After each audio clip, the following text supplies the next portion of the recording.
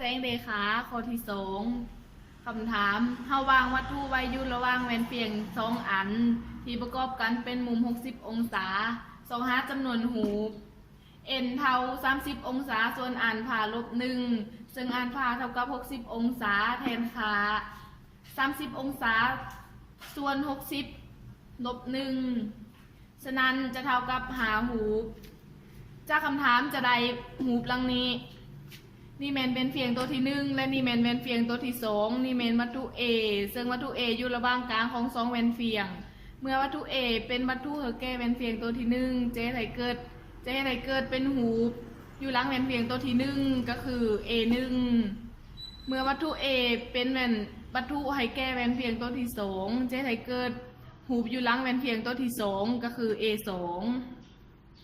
ซึ่งระยะหูเท่ากับระยะวัตถุเท่ากับระยะหู A2 จะกลายเป็นแวนเฟียงให้เป็นวัตถุให้แก้แวนเฟียงตัวที่1และเจให้เกิ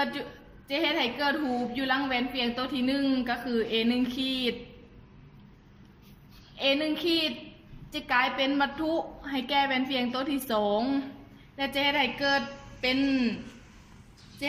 นหูอยู่หลังแวนเฟียงตัวที่2ก็คือ A2 ขีดจากนั้นวัตถุ A1 ขีดจะเป็นวัตถุให้แก้แวนเฟียงตัวที่1และ A2 ขีดจะกลายเป็นวัตถุให้แก้แวนเฟียงตัวที่2เราจะมาสังเกตว่าหูมันจะสายขนานต่างซากกับแวนเฟียง